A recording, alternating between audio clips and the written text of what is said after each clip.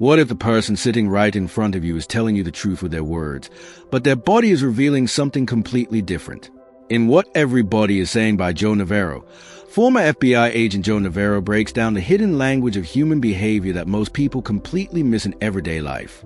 In this audiobook summary, you will discover how to read comfort and discomfort, understand subtle signals from the face, hands, shoulders, and torso, and recognize patterns that reveal what people might truly feel beneath their words. By the end of this video, you will not only become more aware of the people around you, but you will also start noticing things in conversations that you have never seen before.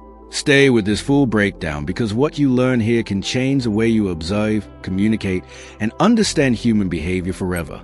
Introduction. Imagine being able to understand what people are truly feeling, even when they never say a single word. Every day, we interact with family, friends, co-workers, customers, and strangers. We often focus on the words they speak, believing that language tells us everything we need to know. But words are only one part of communication.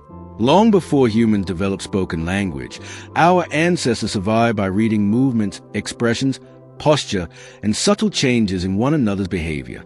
Even today, that silent language continues to influence every conversation we have. This book begins with a simple but powerful idea. Our bodies often reveal emotions, intentions, confidence, fear, comfort, or discomfort before our mouths ever do.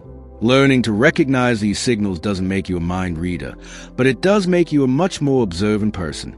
Think about the last time someone told you, "I'm fine." Their words sounded positive, but their shoulders were slumped, they avoided eye contact, and their voice lacked energy. Most of us immediately sensed that something wasn't right. That feeling wasn't magic or intuition alone.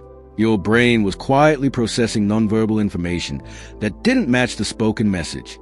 One of the biggest mistakes people make is believing that communication is only about talking.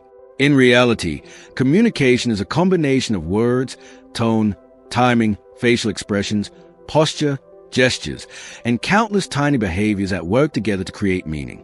When these elements agree with each other, we naturally trust what we hear. When they conflict, we become uncertain, even if we can't explain why. The introduction encourages us to become better observers instead of quick judges. Observation means paying close attention without rushing to conclusions. Judgment, on the other hand, often happens too quickly. We see one unusual behavior and immediately label someone as nervous, dishonest, unfriendly, or arrogant. In reality, human behavior is much more complicated than that. For example, imagine meeting someone at a networking event. They avoid looking directly at you and keep their arms close to their body. Does that automatically mean they are hiding something? Not necessarily.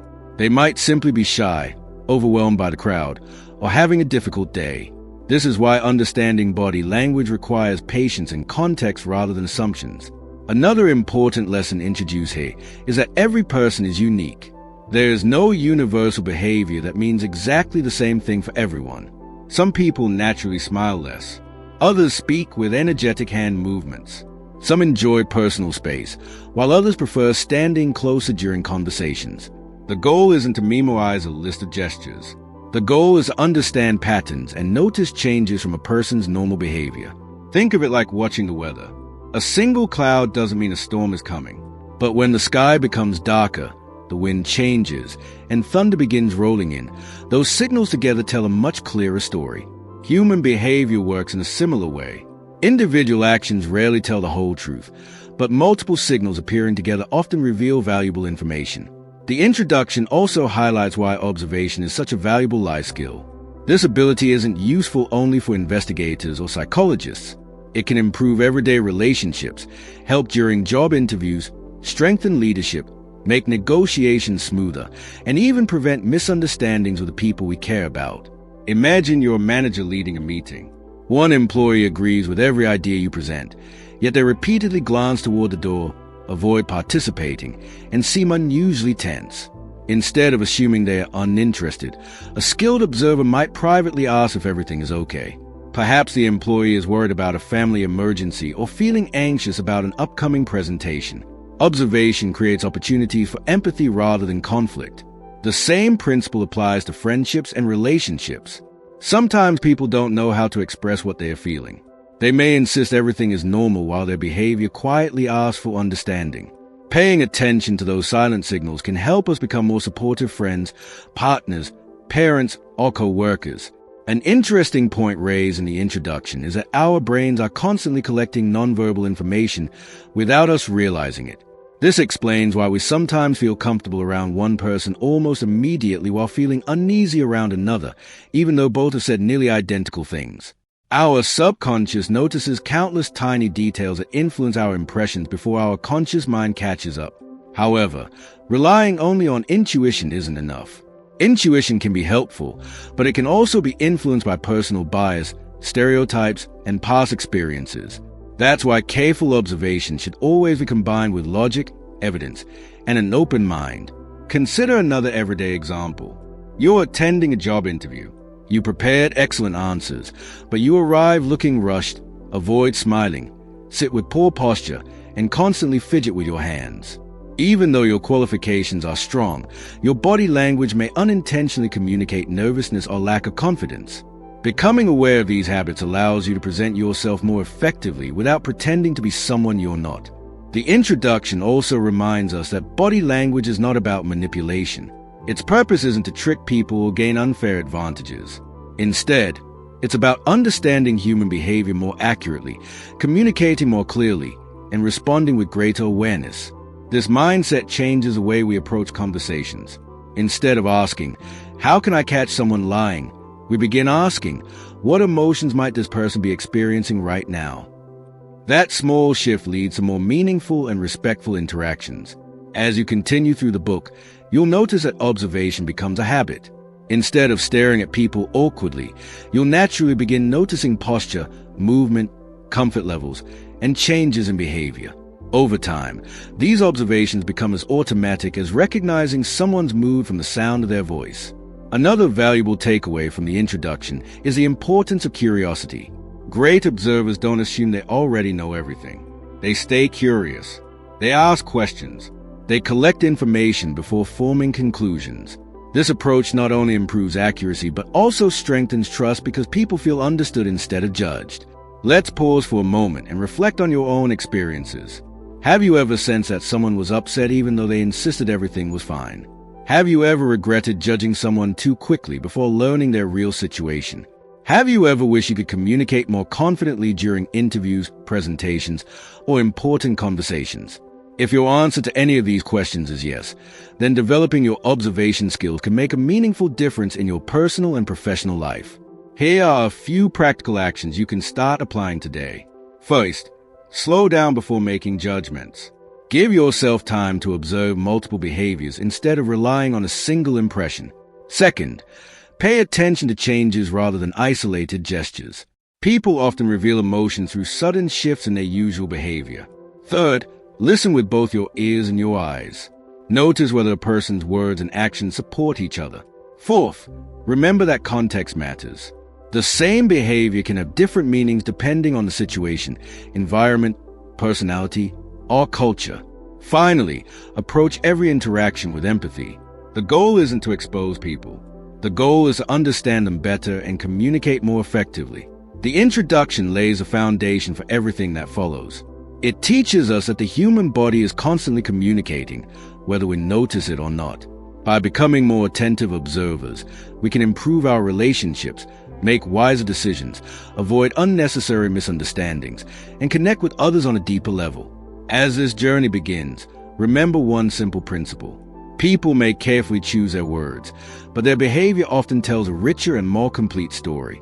Learning to notice that silent story is the first step toward becoming a better communicator, a better listener, and a better judge of situations without becoming judgmental of people. Understanding nonverbal behavior. Now that we've explored why body language matters, it's time to understand something even more important. Before we can accurately read other people, we need to understand why nonverbal behaviors happen in the first place. Many people believe that body language is simply a collection of gestures.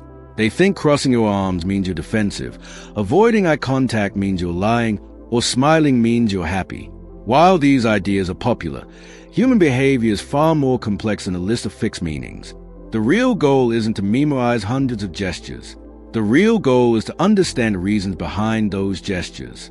Once you understand why people behave the way they do, reading body language becomes much more natural and much more accurate.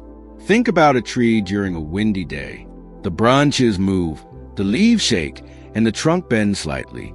If you only look at the branches, you might think they're moving randomly. But when you understand that the wind is causing every movement, the entire picture suddenly makes sense. Human behavior works the same way. Every visible action usually has an invisible cause. One of the biggest lessons in this chapter is that our brain is constantly working to keep us safe. Long before we consciously decide how to react, our brain has already started scanning the environment for opportunities, threats, and changes. Much of our body language is simply the physical result of these automatic survival processes. Imagine you're walking alone at night and suddenly hear footsteps behind you.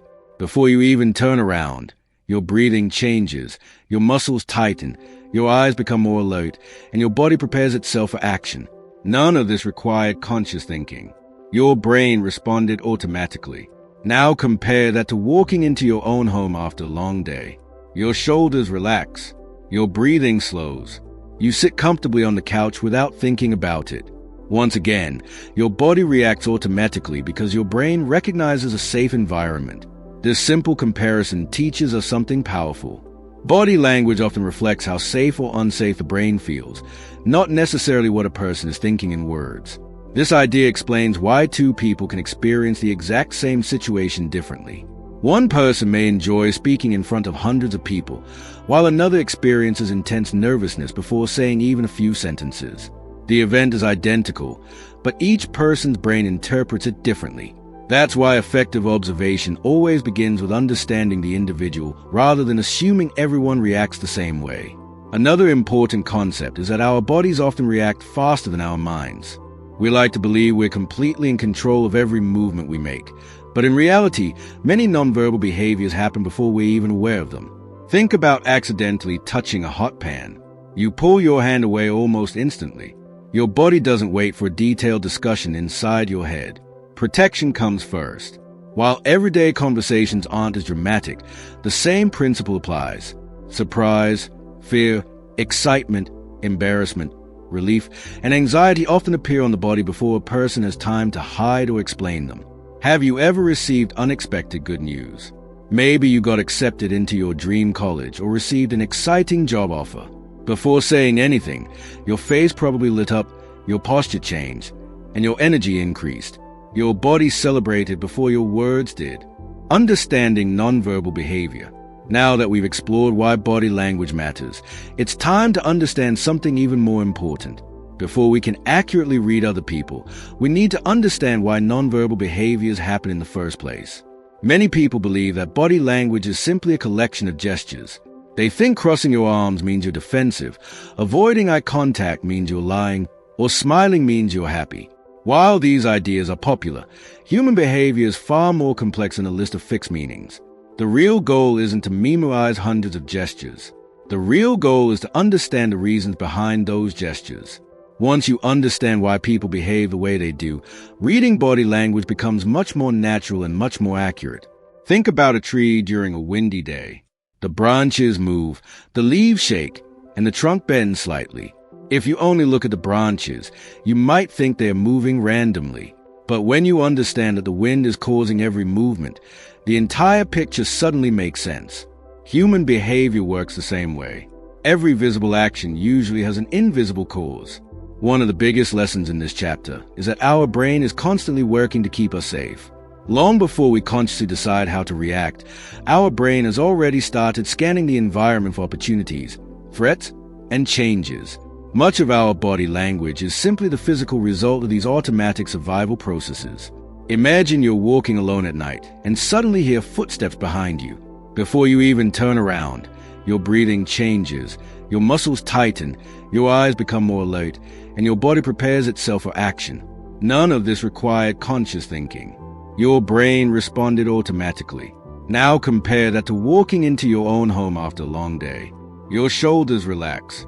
Your breathing slows. You sit comfortably on the couch without thinking about it. Once again, your body reacts automatically because your brain recognizes a safe environment.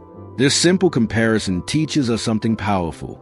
Body language often reflects how safe or unsafe the brain feels, not necessarily what a person is thinking in words. This idea explains why two people can experience the exact same situation differently. One person may enjoy speaking in front of hundreds of people, while another experiences intense nervousness before saying even a few sentences.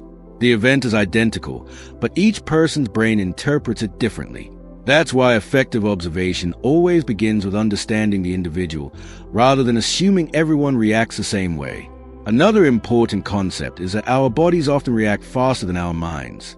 We like to believe we're completely in control of every movement we make, but in reality, many nonverbal behaviors happen before we're even aware of them. Think about accidentally touching a hot pan. You pull your hand away almost instantly. Your body doesn't wait for a detailed discussion inside your head. Protection comes first. While everyday conversations aren't as dramatic, the same principle applies. Surprise, fear, excitement, embarrassment, relief, and anxiety often appear on the body before a person has time to hide or explain them. Have you ever received unexpected good news? Maybe you got accepted into your dream college or received an exciting job offer. Before saying anything, your face probably lit up, your posture changed, and your energy increased. Your body celebrated before your words did. The opposite is also true. Imagine someone unexpectedly criticizes your work during a meeting. Even if you stay silent, your shoulders may tense, your breathing may change, or your hands may become restless. Your body begins responding before you decided how to answer. This teaches us an important lesson. Nonverbal behavior often reveals immediate emotional reactions, especially during unexpected moments. However, we should also remember that emotions are temporary. Someone may appear nervous for a few minutes simply because they are running late, worried about an exam, or thinking about a personal problem. That doesn't define who they are as a person. This is why context is one of the most valuable tools when reading body language. Imagine seeing someone with crossed arms.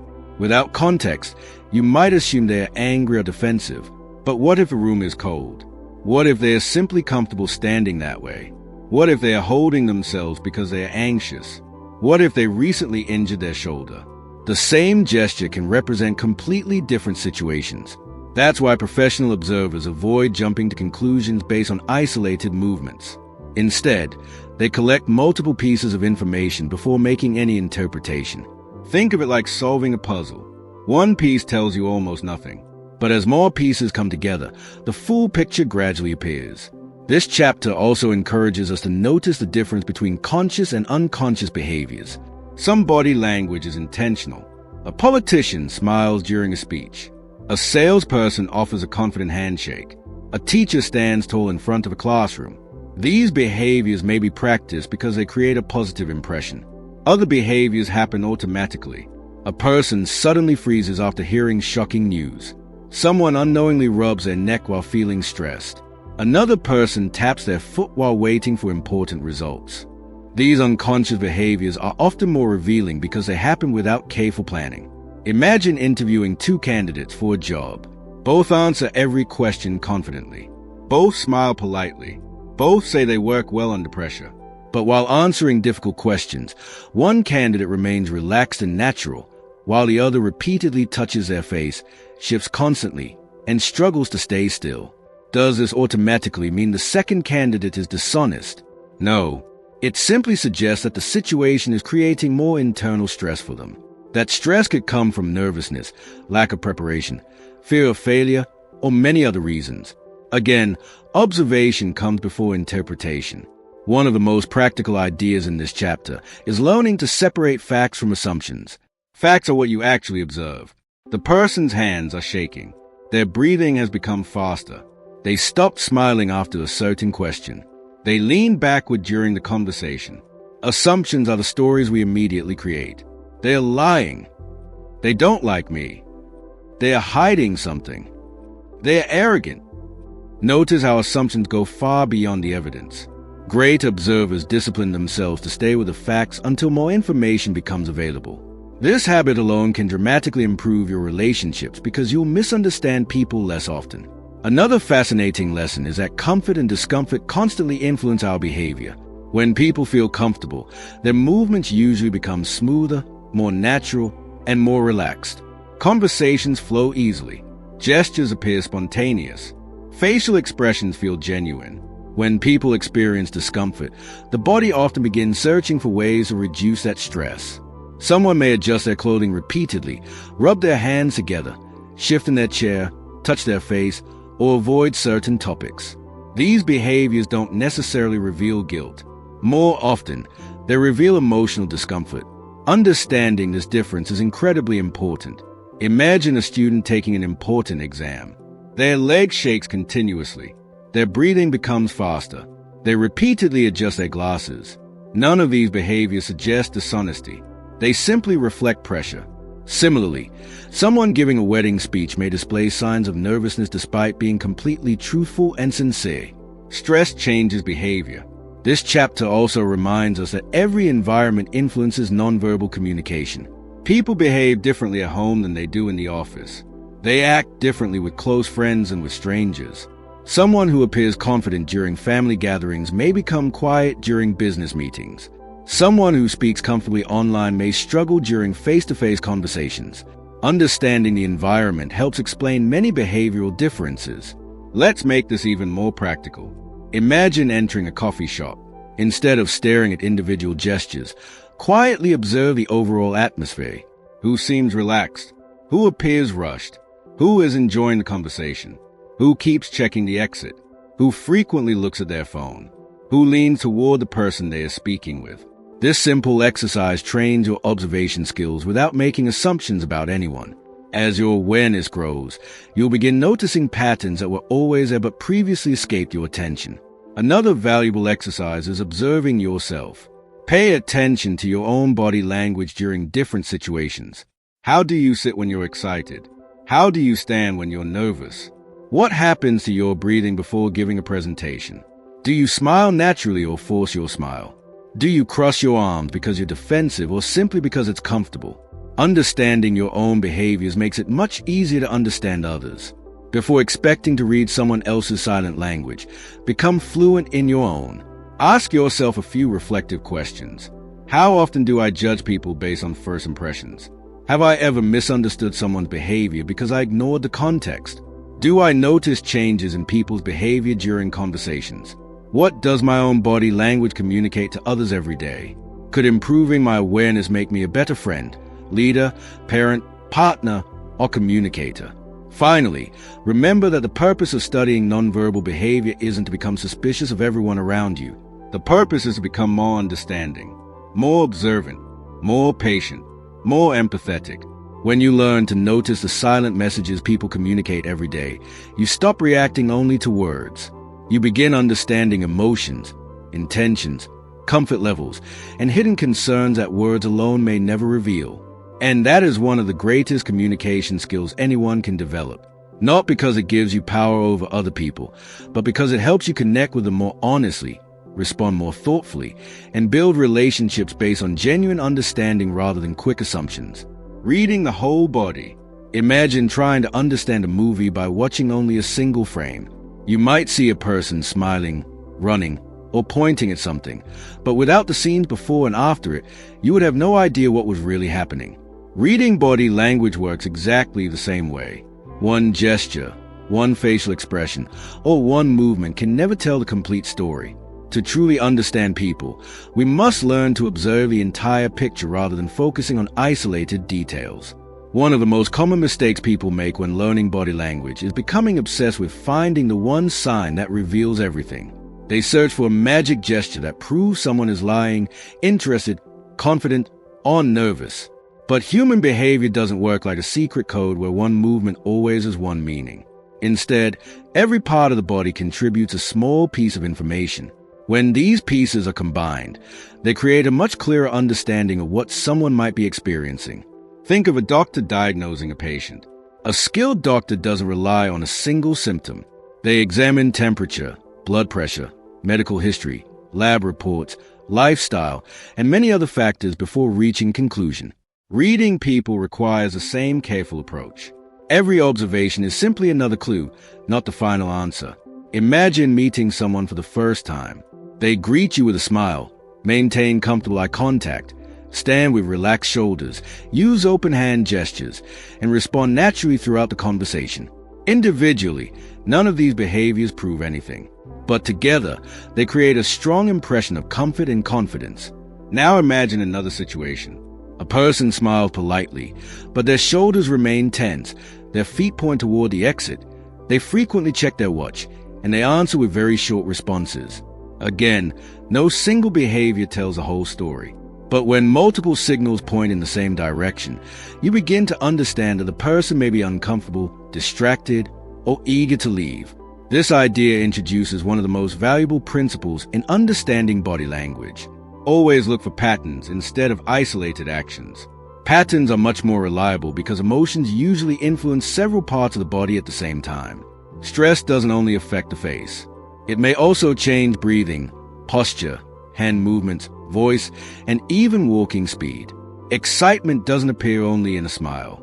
It often changes posture, eye movement, gestures, energy level, and the rhythm of speech. The body behaves like an orchestra.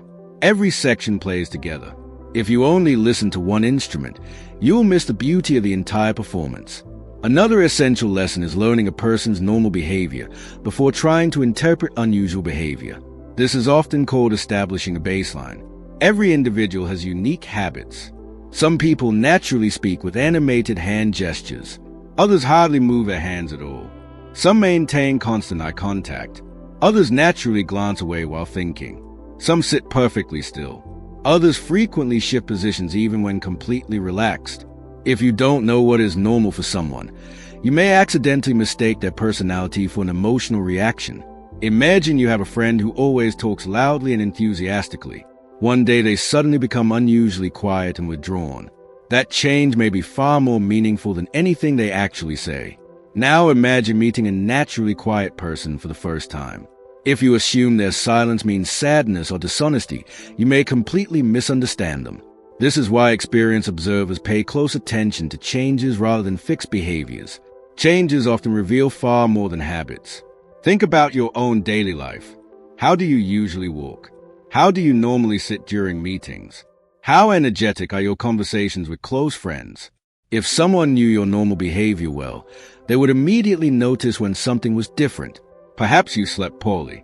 Perhaps you're worried about an upcoming exam. Perhaps you're excited about good news. Your behavior changes because your internal state changes. The same is true for everyone else. This chapter also teaches us to observe from head to toe rather than becoming trapped by facial expressions alone. Most beginners spend nearly all their attention watching the face. While facial expressions are important, they are only one part of the communication system. The head, neck, shoulders, arms, hands, torso, hips, legs, feet, breathing, posture, and movement all contribute valuable information. Imagine someone saying they're excited about a new opportunity. Their face smiles, but their shoulders remain tense. Their breathing becomes shallow. Their feet hesitate before stepping forward. Their hands repeatedly rub together. These combined observations suggest that while they may genuinely be excited, they could also be feeling uncertainty or anxiety. People often experience several emotions at the same time. Someone can feel excited and scared, confident yet nervous, hopeful yet uncertain. Understanding the whole body helps us recognize these emotional combinations instead of forcing people into simple categories. Another important concept is consistency. When someone's words, voice, facial expressions, and body movements all support each other, communication usually feels genuine. Imagine a teacher saying, "I'm really excited to be here today." They smile naturally. Their voice sounds energetic. Their posture is upright. Their gestures are expressive. Everything feels consistent. Now imagine hearing the exact same sentence spoken with a flat voice, slumped shoulders, little movement, and tired eyes. The words haven't changed, but the overall message feels completely different. Consistency creates trust. Inconsistency invites curiosity. Notice the word curiosity rather than suspicion. The goal isn't to accuse someone of being dishonest whenever their behavior seems inconsistent. Instead, inconsistency simply tells us to observe more carefully. There may be a perfectly reasonable explanation. Perhaps they're exhausted after a long day. Perhaps they're feeling unwell. Perhaps they're distracted by something happening outside the conversation. Observation should always lead to questions, not instant conclusions. This chapter also highlights the importance of timing. Behavior becomes especially meaningful when it changes immediately after something happens. Imagine two co-workers having a casual conversation. Everything feels relaxed. Then one person mentions an unexpected topic. Suddenly the other person stops smiling, crosses their arms, shifts backward, and becomes noticeably quieter. Whether those changes indicate surprise, discomfort, disagreement, or something else depends on the context. But the timing tells us that the topic itself probably triggered the reaction. Timing often helps us connect behavior with possible emotional causes. Think of dropping a stone into a calm lake. The ripples begin exactly where the stone enters the water. Similarly, emotional reactions often create visible changes shortly after something meaningful occurs. Another practical lesson involves movement rather than posture alone. People aren't statues. They constantly adjust, lean, shift, reach, turn, and reposition themselves. These movements often communicate changing levels of comfort and engagement. Imagine telling a fascinating story. As you speak, your listener gradually leans forward, nods, smiles, and maintains steady attention. Without saying a word, they're encouraging you to continue. Now imagine another listener who slowly leans backward, looks around the room, checks their phone, and repeatedly glances toward the exit. Their body is communicating something very different. Movement often reveals changing interest levels more effectively than words. The chapter also reminds us to observe the environment. Body language never exists in isolation. Temperature affects posture. Noise affects attention. Crowds influence personal space. Culture shapes gestures. Health conditions influence movement. Someone shivering with crossed arms inside an air-conditioned room may simply be cold. Someone constantly looking toward the door may be waiting for an important visitor. Ignoring the environment often leads to inaccurate interpretations. A useful habit is asking yourself simple questions before making any judgment. What exactly did I observe? What changed? When did it change? What happened immediately before the change? Could there be another explanation? Have I collected enough information? These questions slow down our thinking and dramatically reduce misunderstandings. Here's another practical exercise you can begin today. The next time you're watching a movie with the sound turned off, pay attention only to the actor's body language. Notice who appears confident, who seems nervous, who feels powerful, who appears uncertain. Then turn the sound back on and compare your observations with the dialogue. You'll quickly realize how much information the human body communicates without speaking. Another excellent exercise is simply observing people in public places respectfully and discreetly. Watch how friends greet each other. Notice how customers behave while waiting in line. Observe how families interact during meals. Don't invent stories about them. Simply practice noticing posture, movement, distance, gestures, and changes over time. The goal is observation, not judgment. Perhaps the most important lesson in this chapter is humility. No matter how experienced you become, you'll never know exactly what another person is thinking simply by watching them. Body language provides clues, not certainty, possibilities, not proof. Great observers remain comfortable with uncertainty until more evidence becomes available. That mindset protects us from making unfair assumptions while still allowing us to become more aware of the silent signals surrounding us every day. As you continue learning about body language, remember this powerful principle. Never let one gesture speak louder than the entire person. Every movement is just one sentence in a much larger conversation. When you patiently observe the whole body, consider the situation, establish a person's normal behavior, and look for consistent patterns over time, you'll begin to understand people with far greater accuracy, empathy, and wisdom than by relying on any single body language myth. Feet and legs. When most people try to read body language, they immediately look at the face. They search for smiles, eye contact, or facial expressions, believing that's where all the important information is hidden. But one of the most surprising lessons in this book is that some of the most honest signals don't come from the face at all. They come from the parts of the body that most people completely ignore, the feet and legs. At first, this might sound strange. After all, how much could someone's feet possibly reveal? The answer is quite a lot. Think about it for a moment. Throughout your life, you've probably practiced controlling your facial expressions. You know when to smile during a photograph, You know how to appear calm during an interview. You know how to hide disappointment after receiving bad news. Most people become skilled at managing what others see on their faces. But very few people consciously think about what their feet are doing. This is what makes the feet and legs so fascinating. Because we rarely pay attention to them, they often reveal our genuine level of comfort, interest, excitement, or desire to leave a situation. Imagine you're having a conversation at a party. The person you're speaking with smiles politely and nods as you talk. Everything seems perfectly normal. But then you notice something interesting. Their feet are already pointing toward the exit. Without saying a word, their body may be communicating something their face isn't. Perhaps they are running late. Maybe they notice a friend across the room. Maybe they are simply ready to move on to another conversation. This doesn't necessarily mean they dislike you. It simply reminds us that the lower body often reveals where the mind wants to go. Our feet evolved for one primary purpose: movement. Long before humans developed complex language, our ancestors relied on their ability to move quickly towards safety or away from danger. Even today, our feet remain deeply connected to our survival instincts. Whenever the brain senses opportunity, comfort, curiosity, excitement, or danger, our feet often respond automatically. Think about watching your favorite sports team during the final moments of a championship game. As excitement builds, many people unconsciously rise onto their toes, shift their weight forward, or stand up entirely. Nobody tells them to do it. Their body naturally prepares for action. The same thing happens in everyday life. Imagine a child waiting for an amusement park ride to begin. Notice how they bounce slightly, shift from one foot to another, or seem unable to stand completely still. Their feet are expressing excitement long before they say anything. Now imagine someone waiting outside a doctor's office before receiving important medical results. They may pace back and forth, tap one foot repeatedly, shift their weight from side to side, walk small circles without realizing it.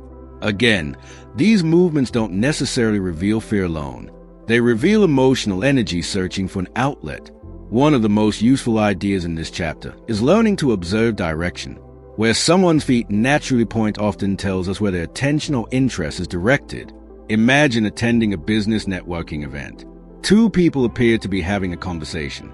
Their upper bodies face each other politely, but one person's feet remain angled toward another group across the room.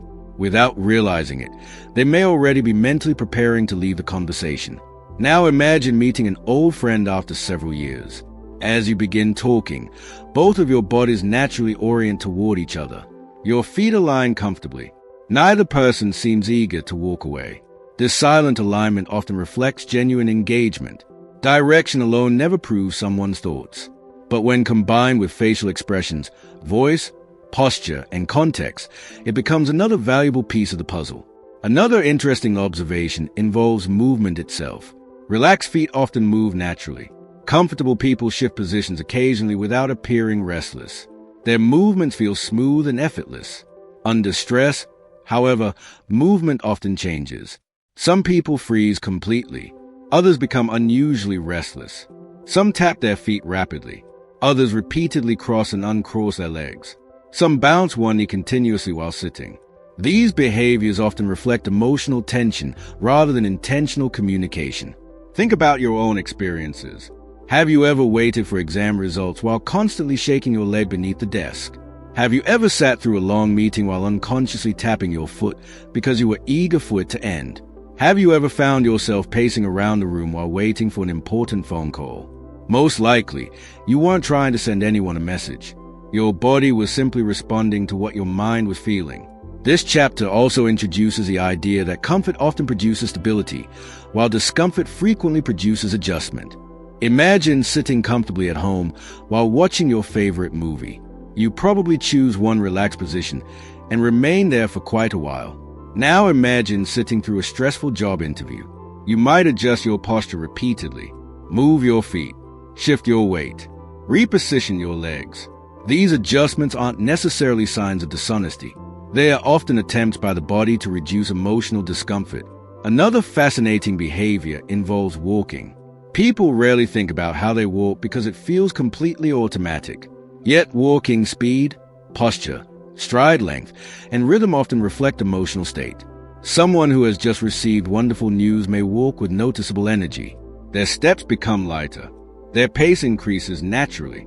Their posture becomes more upright. Now imagine someone leaving a difficult conversation. Their steps may slow. Their shoulders may drop. Their feet may drag slightly. Their entire body seems heavier. The body often carries emotions long before words explain them. Leg positioning can also reveal changing levels of openness or protection. Imagine sitting across from someone during an enjoyable conversation. Their legs remain comfortably relaxed. Their body naturally faces you. Conversation flows easily. Now imagine discussing a sensitive topic. The person gradually turns slightly away. They reposition their legs. They create more physical distance. Again, none of these actions automatically mean rejection. They simply suggest that the emotional atmosphere has changed. This chapter repeatedly reminds us to avoid one of the biggest mistakes beginners make. Never assume one movement has only one explanation. A person may cross their legs because they are comfortable, because the chair is uncomfortable, because the room is cold, because they are tired, because it's simply their lifelong habit. Without context, every interpretation remains incomplete. Professional observation always values patterns over isolated gestures. Let's consider another everyday example. Imagine you're giving a presentation at work. As you speak, one colleague leans slightly forward with both feet firmly planted toward you. Another sits comfortably but occasionally glances at their notes. A third repeatedly points both feet toward the door while checking the clock. None of these behaviors alone prove interest or boredom, but together with facial expressions, participation, and timing, they help create a more complete understanding of each person's engagement. One subtle behavior worth noticing is synchronized movement. When people genuinely enjoy each other's company, their movements often become naturally coordinated. Friends walking together frequently match each other's pace. Couples may unconsciously adjust their steps to remain side by side. Close co-workers often begin walking at similar speeds without realizing it. This silent coordination reflects connection more than conscious effort. Of course, it doesn't happen every time, but when it appears naturally, it often suggests comfort and rapport. Here's a practical exercise you can try during your next social gathering. Instead of focusing only on faces, quietly observe people's feet from a respectful distance. Notice who seems eager to join conversations. Notice who appears ready to leave. Observe how people position themselves when someone interesting enters the room. Watch how groups naturally open or close as conversations change. You will begin seeing a layer of communication that most people completely overlook. Another valuable exercise is becoming aware of your own feet. The next time you're having a conversation, ask yourself, where are my feet pointing? Am I fully engaged? Am I unconsciously preparing to leave? Do I appear relaxed? What might my posture be communicating to others? Self-awareness is one of the fastest ways to improve communication. When you understand your own nonverbal habits, you become much better at recognizing them in others. As your observation skills improve, remember an important principle. Feet and legs rarely shout. They whisper. Their movements are subtle. Their signals are quiet. But because they are often less consciously controlled than facial expressions, they can provide surprisingly honest clues about comfort, interest, readiness, hesitation, and emotional energy. Finally, remember that body language is never about catching people or exposing hidden secrets. It's about understanding human behavior with greater patience and compassion. The feet and leg remind us that communication happens throughout the entire body, not just above the shoulders. By learning to notice these often overlooked signals, while always considering context, individual personality, and multiple supporting behaviors, you'll become a more thoughtful observer, a better communicator, and someone who listens not only to words but also to the silent language that people express with every step they take. Torso and hips. When we think about body language, our attention usually jumps to the face, the eyes, or the hands. Yet there's another part of the body that quietly reveals a great deal about how we truly feel. The torso and the hips. These are the central parts of our body, protecting some of our most important organs. Because of that, the way we position them often reflects our deepest feelings of comfort, trust, safety, and confidence. Imagine meeting someone for the first time. You shake hands. You exchange a few polite words. But instead of only looking at their smile, notice where the center of their body is facing. Are their shoulders and torso naturally turned toward you? Or are they angled away, as if part of them is already preparing to leave? The answer doesn't automatically tell you what they are thinking, but it provides another valuable clue about their level of engagement. One of the most important ideas in this chapter is that people naturally orient the center of their body toward what they value, and away from what makes them uncomfortable. Think about watching children at a playground. When they become excited about a game or another child, they naturally run toward them with their whole body. When something scares them, they instinctively turn away and run in the opposite direction. Adults may behave in more subtle ways, but the underlying instinct never completely disappears.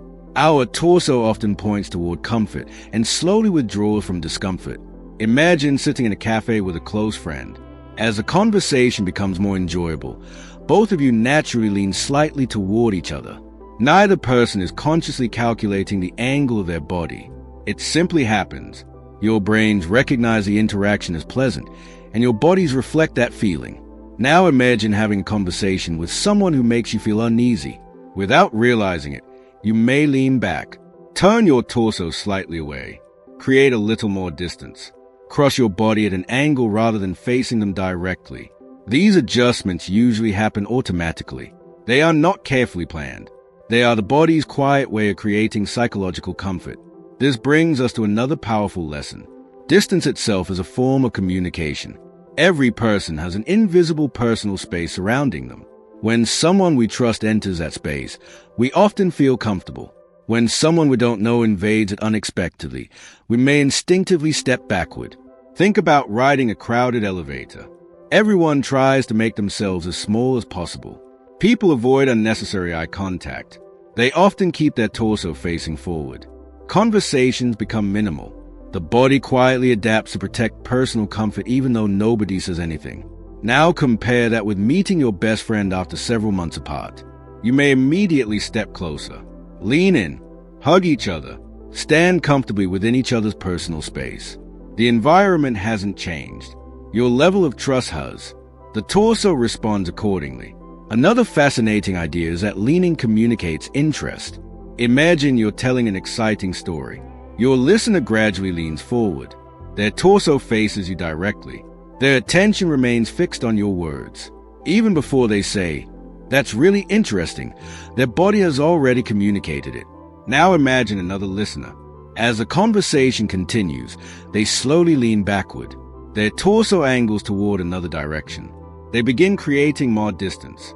Again, this doesn't automatically mean they dislike you. Perhaps they are tired. Perhaps they are distracted. Perhaps something else has captured their attention. The important lesson is not to interpret one movement alone, but to notice consistent changes over time. Leaning also affects the message you send to others. Suppose you're giving a presentation. Standing upright with an open chest often communicates confidence and readiness. Constantly leaning away from your audience or shrinking into yourself may unintentionally suggest uncertainty, even if your words are excellent. Body language influences not only how others perceive us, but also how we feel about ourselves. Many people have experienced this without realizing it. Think about a moment when you've achieved something important. Maybe you completed a marathon, won a competition, passed a difficult exam, or accomplished a lifelong goal. What happened to your posture? Most likely, your shoulders moved back. Your chest opened naturally. You stood taller. Nobody instructed you to do that. Your body simply reflected your emotional state. Now think about moments of disappointment. Perhaps you received bad news, made an embarrassing mistake, or experienced failure. Many people instinctively lower their shoulders, bend slightly forward, reduce their physical presence. The torso becomes smaller as emotions change. This illustrates an important principle. Our emotions shape our posture. And surprisingly, our posture can also influence how we experience emotions. Imagine two students preparing for the same interview. One sits with rounded shoulders, looking downward while repeatedly telling themselves they're going to fail. The other sits upright, breathes steadily, and maintains an open posture while preparing. Neither posture guarantees success. But the second student is more likely to project confidence and remain mentally composed during the interview. This doesn't mean posture alone creates confidence. Rather, posture supports a confident mindset when combined with preparation and self-belief.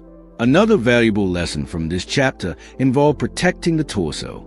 Throughout human history, the chest and abdomen have contained some of our most vulnerable organs. Because of this, people often instinctively protect these areas whenever they experience discomfort. Imagine someone suddenly receives unexpected criticism. Without thinking, they may fold their arms, turn slightly sideways, hold an object against their chest, or position the bag in front of their body. These behaviors don't necessarily mean they are angry. Often, they are simply creating a subtle sense of security. Think about carrying a backpack while walking through a crowded place. Many people naturally hold it against the front of their body when they feel uncertain. Others hug a pillow during emotional conversations. Some hold a notebook tightly during presentations.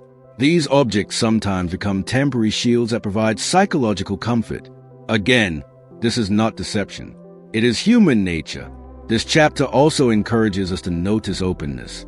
When people feel relaxed and safe, they often expose the front of their body more comfortably. Their shoulders remain relaxed. Their chest stays open. Their movements appear natural rather than guarded. Openness usually reflects comfort rather than vulnerability. However, openness should never be forced. True confidence is relaxed, not exaggerated. Standing with excessive stiffness, pushing the chest outward unnaturally, or trying too hard to appear powerful often has the opposite effect. Authenticity always communicates more effectively than performance. Let's consider another everyday example. Imagine you're meeting someone for coffee. During the first few minutes, both of you remain slightly cautious. Your posture is polite but reserved. As the conversation becomes enjoyable, you notice both of your bodies gradually turning more directly toward each other. You lean in occasionally. Your shoulders relax. The interaction begins feeling effortless. Neither person planned these changes. Comfort naturally reshaped the conversation. Now imagine discussing a sensitive disagreement. You may notice both people leaning back, turning slightly away, increasing physical distance. These changes don't necessarily signal the end of the relationship. They simply reflect a temporary shift in emotional comfort. Recognizing these moments allows us to respond with empathy rather than defensiveness. Instead of pushing harder, we might slow down, ask thoughtful questions, listen more carefully. Sometimes improving communication isn't about saying more. It's about noticing when the other person's body is asking for understanding. Another practical application involves leadership. Imagine you're leading a team meeting. If you constantly stand with closed posture, avoid facing your audience, or keep your torso turned toward the screen instead of the people, your message may lose impact. Turning your body toward the people you're speaking with communicates attention and respect. Similarly, when someone else is speaking, facing them fully demonstrates that you're genuinely listening. Small adjustments often create significant improvements in communication. Here's a simple observation exercise. The next time you're in a public place, respectfully observe how groups interact. Notice who naturally turns their torso toward who leans into conversations, who gradually angles away, who creates distance. Don't invent stories. Simply practice seeing patterns.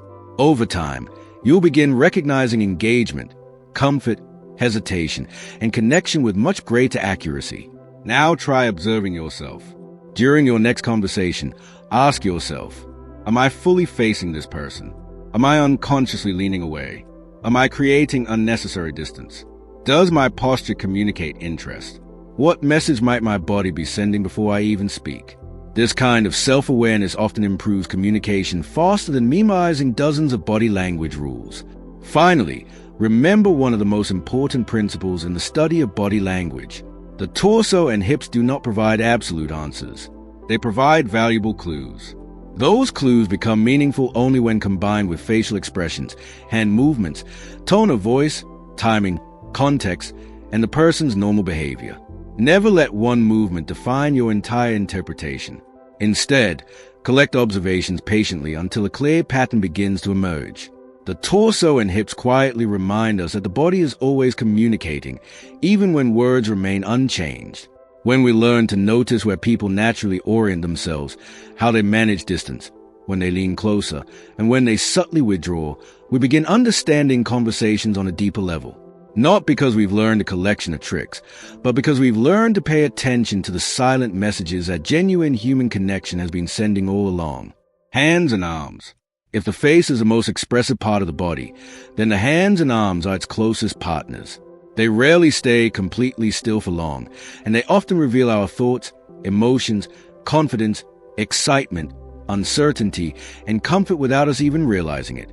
Every conversation we have is accompanied by a silent performance from our hands and arms, and learning to understand that performance can dramatically improve the way we communicate and understand others. Think about how often you use your hands during a normal conversation. When you're excited, your hands naturally become more animated. When you're explaining an idea, they help paint an invisible picture. When you're nervous, they may become restless. When you're relaxed, they often move freely and naturally. Most of these movements happen automatically. Very few people consciously decide where to place every finger or exactly how to move their arms while speaking.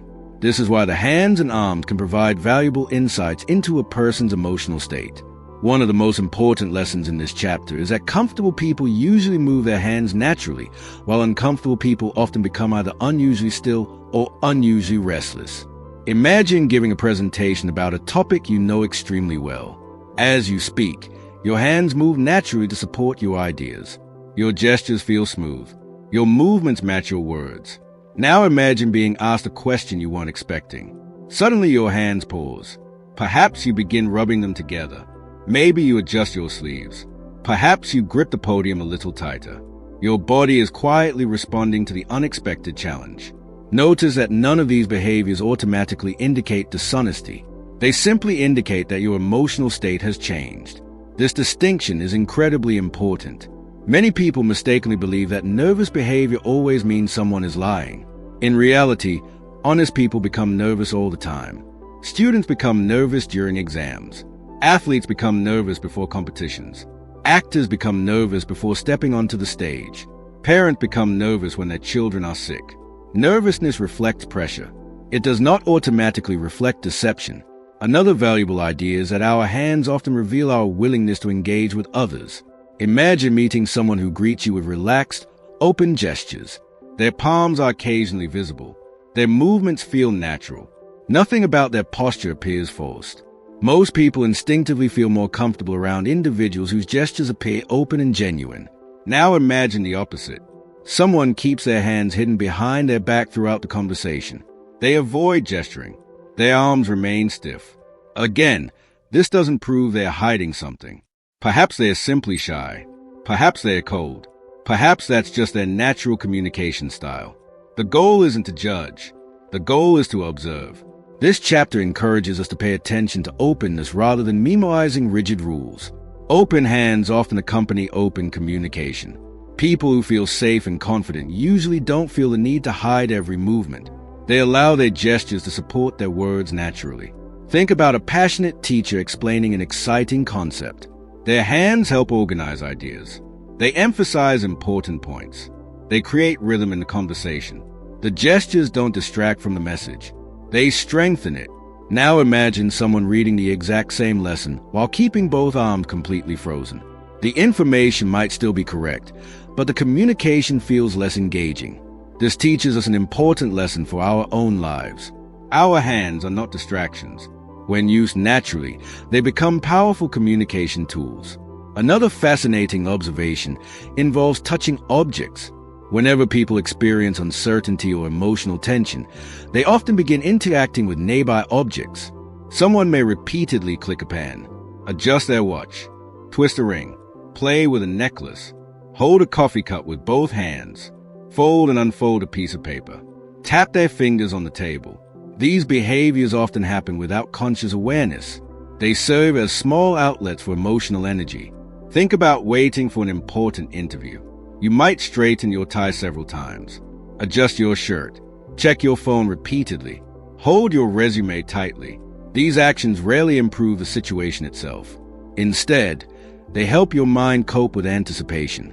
This chapter also discusses how the arms contribute to our sense of security. Imagine standing in front of a large audience for the first time. Without realizing it, many people fold their arms across their chest, hold one arm with the other hand, grip their own wrist, or clasp their hands together tightly. These positions often provide psychological comfort. It's almost as if the body is quietly reassuring itself. This is why crossed arms should never be interpreted too quickly. Popular culture often claims that crossed arms always means someone is defensive or disagreeing. Real life is far more complicated. Someone may cross their arms because the room is cold, because they are tired, because a chair has no armrests, because it's simply their most comfortable standing position, or because they are thinking deeply. Without context, the gesture alone tells us very little. Professional observation always asks a better question. What else is happening at the same time? Are they smiling? Are they participating in the conversation? Did they cross their arms only after a particular topic appeared? Has their overall behavior changed? These additional observations provide far more reliable information than any single gesture. Let's explore another everyday situation. Imagine you're explaining an exciting business idea to a friend. As you describe your vision, they gradually uncross their arms, lean slightly forward, begin gesturing while asking questions, smile more frequently. Notice how multiple behaviors chain together. The conversation has become more engaging. Now imagine another listener. They stop making gestures. Their arms remain tightly folded. Their responses become shorter. Their posture turns slightly away. Perhaps they are losing interest. Perhaps they are processing difficult information.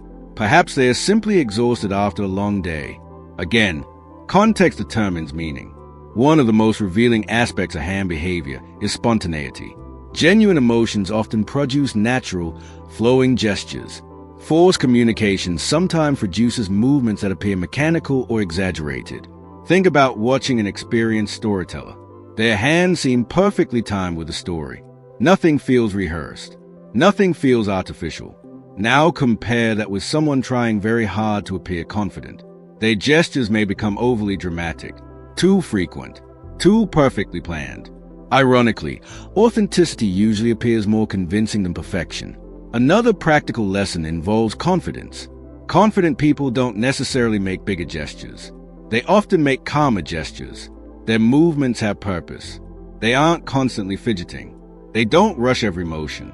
Their hands support communication instead of competing with it. This doesn't mean confident people never become nervous. Everyone experiences stress. The difference is that confidence allows people to recover more quickly after unexpected moments. Imagine two candidates during a job interview. One accidentally drops a pen. They smile, pick it up calmly, and continue speaking. The other becomes flustered, apologizes repeatedly, and struggles to regain focus. The dropped pen wasn't the real issue. The recovery was. Confidence often reveals itself through composure rather than perfection. This chapter also reminds us that cultural differences matter. A gesture considered friendly in one culture may have a completely different meaning somewhere else. Some cultures naturally use expressive hand movements. Others communicate with much smaller gestures. Some value frequent physical contact. Others prefer greater personal space. Effective observers remain curious rather than assuming every gesture carries the same meaning everywhere. Let's turn the focus inward for a moment. Think about your own communication style. Do you naturally use your hands while speaking? Do you hide them in your pockets? Do you fidget when you're nervous? Do you point aggressively during disagreements? Do your gestures help people understand you? Or do they distract from your message? Small improvements in self-awareness often produce noticeable improvements in communication. Here's a simple exercise you can practice. The next time you have an important conversation, don't try to control every gesture. Instead, focus on relaxing. Allow your hands to move naturally. Keep unnecessary tension out of your shoulders. Avoid gripping objects too tightly. Maintain comfortable, open movements that match your words. Authenticity always communicates more effectively than forced body language techniques. Another excellent exercise is watching interviews with skilled speakers. Notice how their hands emphasize ideas rather than constantly moving. Observe how pauses are often accompanied by stillness. Watch how calm gestures create authority without appearing intimidating. You will begin recognizing that effective communication isn't about making more gestures. It's about making meaningful ones. As you continue developing your observation skills, remember that hands and arms rarely tell the entire story on their own. A clenched fist, folded arms, restless fingers, open palms. Each is simply one sentence in a much larger conversation. Their true meaning only becomes clear when combined with facial expressions, posture, voice, timing, environment, and the person's normal behavior. Perhaps the greatest lesson from this chapter is that our hands reveal not only what we feel, but also how we connect with the world around us. They comfort us during stress. They celebrate during moments of joy. They explain our ideas. They greet friends. They encourage loved ones. They create art.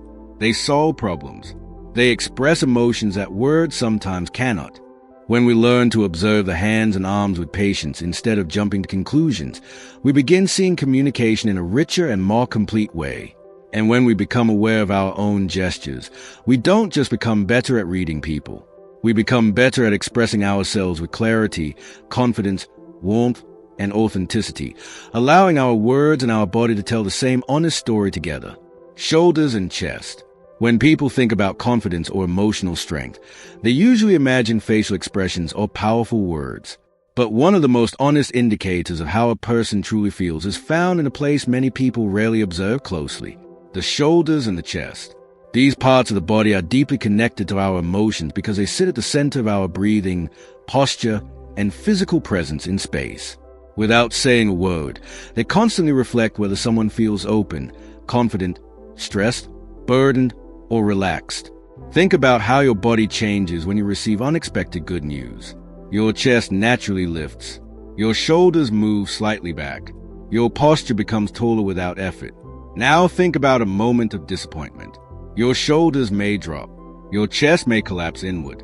Your body becomes smaller, almost as if it is trying to protect itself from the world. These changes happen automatically. You don't consciously instruct your shoulders to rise or fall. Your emotional state influences your posture long before you realize it. One of the most important ideas in this chapter is that the chest is often associated with emotional openness, while the shoulders frequently reveal emotional load or stress. Imagine walking into a room where you feel completely comfortable. Your shoulders are relaxed. Your chest is open. Your breathing feels steady. Your movements are natural. Now imagine walking into a place where you feel judged or uncertain. Without realizing it, your shoulders may rise slightly. Your chest may tighten. Your breathing becomes shallow. Your body subtly reduces its exposure to the environment. This is not a conscious decision. It is a survival-based response that has existed in humans for thousands of years. When we feel safe, we expand. When we feel unsafe, we contract. This expansion and contraction of the upper body is one of the most reliable indicators of emotional comfort. Think about a child who is excited to meet a parent returning home. Their chest opens. Their posture becomes lively. Their arms often move outward in anticipation of a hug. Now think about a child who is scolded. Their shoulders drop. Their chest folds inward. They try to make themselves smaller. The body expresses emotions even when words are not used. Another powerful observation involves shoulder tension. Shoulders act like storage for stress. When people feel pressure, responsibility, or emotional burden, they often carry it in this area. You might notice someone slowly tightening their shoulders during a difficult conversation, or holding them stiffly when discussing uncomfortable topics, or rolling them repeatedly after a stressful meeting. These are not random movements. They are physical responses to emotional strain. Think about sitting through a long, intense workday. By the evening, your shoulders may feel heavy or tight. You might stretch them without even thinking. This is your body releasing accumulated tension. Now imagine someone who is constantly under pressure in their life. Their shoulders may appear chronically raised or stiff. Even during casual conversations, their body seems slightly guarded. This does not automatically reveal their thoughts, but it does suggest ongoing internal stress. The chest, on the other hand, often reflects confidence and emotional availability. When people feel comfortable and secure, they tend to expose their chest area more naturally. They sit upright.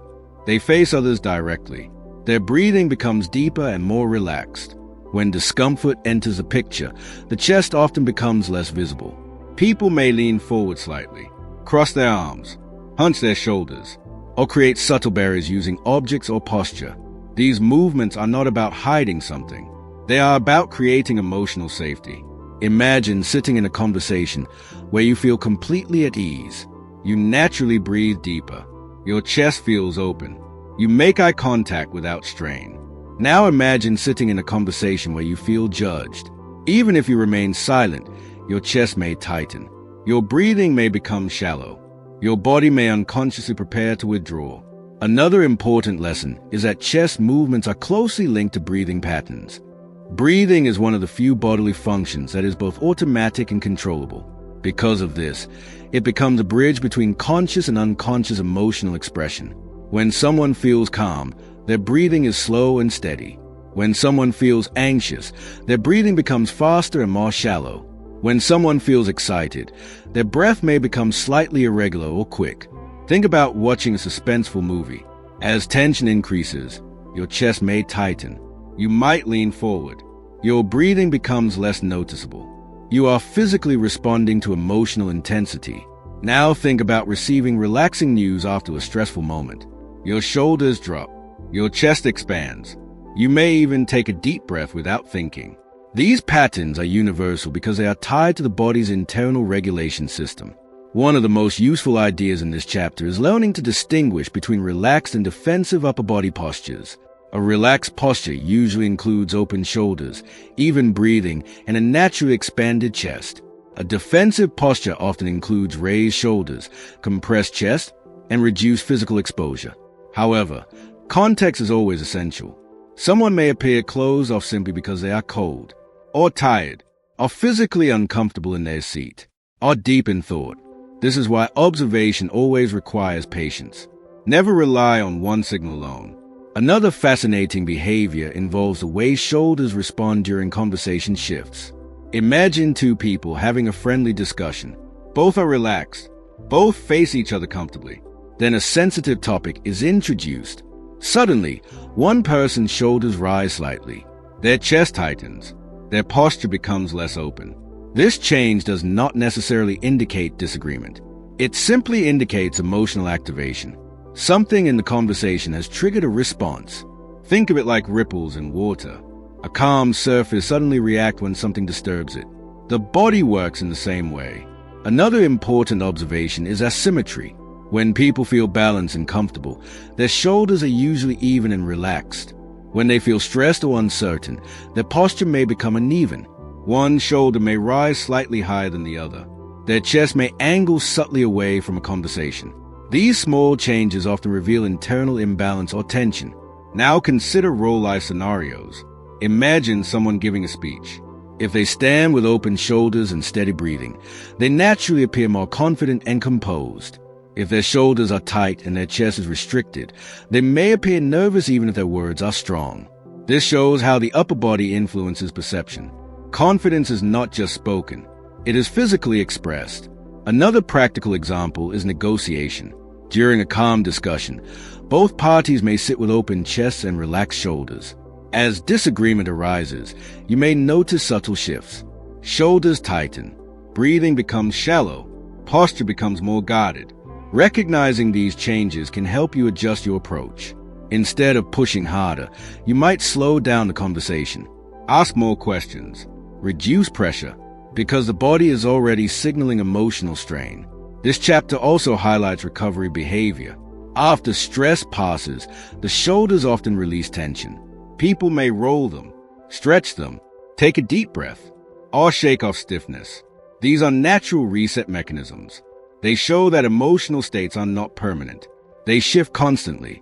A powerful exercise for improving observation is simply watching transitions. Instead of focusing on one posture, observe how it changes over time. What happens to the shoulders when a topic changes?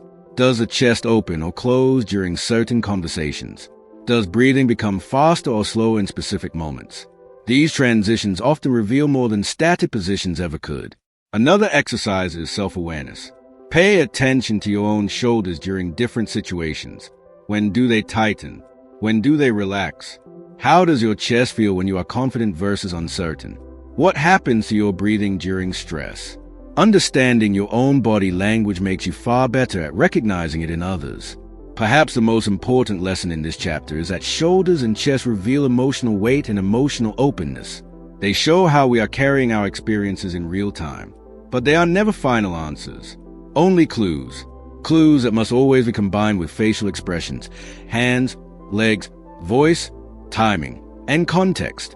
When you learn to observe these signals with patience rather than judgment, you begin to see something deeper than behavior. You begin to see emotional states unfolding moment by moment. And with that awareness comes a new level of understanding. Not just of what people say, but of what they feel while saying it. Neck and face.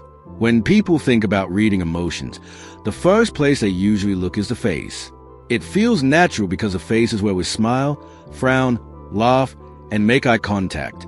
But the face is also the most controlled part of the body because we are constantly aware that others are watching it. That is why the neck and face together create a powerful combination. One shows what we want others to see, while the other often reveals what we are trying to hide. Think about how carefully people manage their facial expressions in daily life. We smile when we meet someone politely. We nod when we want to appear attentive.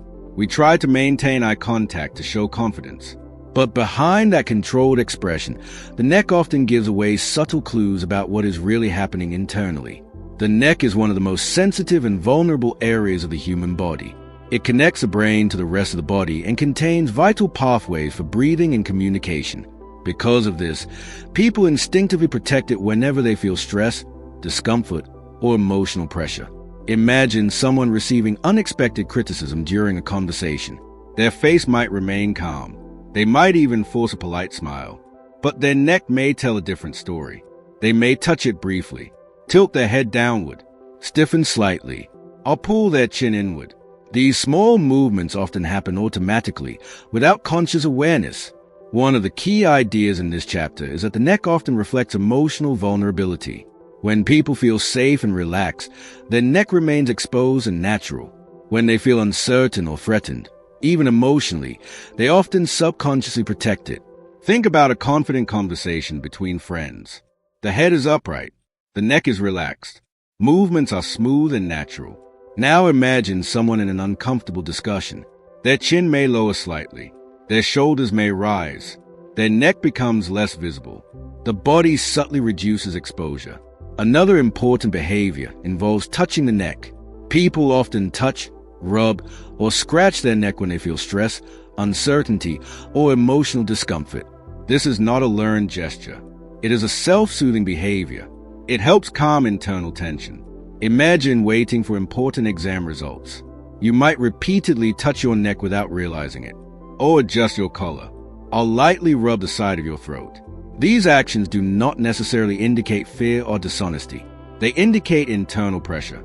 The face, on the other hand, is where emotions are often expressed and managed simultaneously.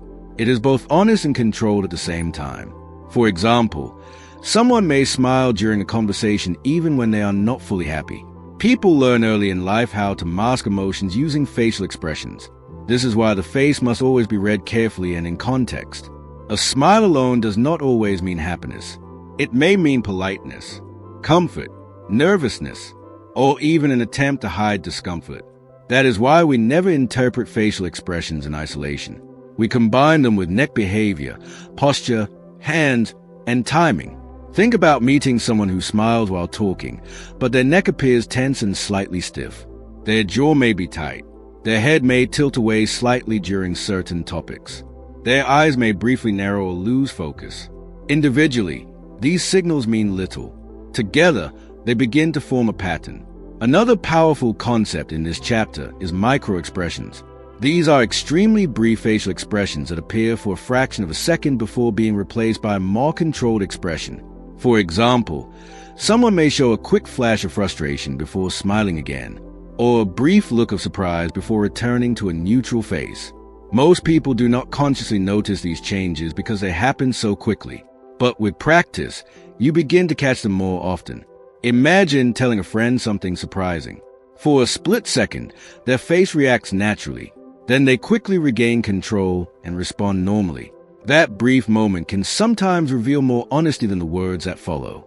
However, the goal is not to become suspicious of every expression. The goal is to become more aware of emotional transitions. Another important idea is that the face often follows social rules, while the neck often follows emotional truth. People are trained to smile in meetings, greet politely, and maintain certain expressions in professional settings. But the neck is less socially controlled. It often reacts before the brain has time to adjust. Think about a job interview.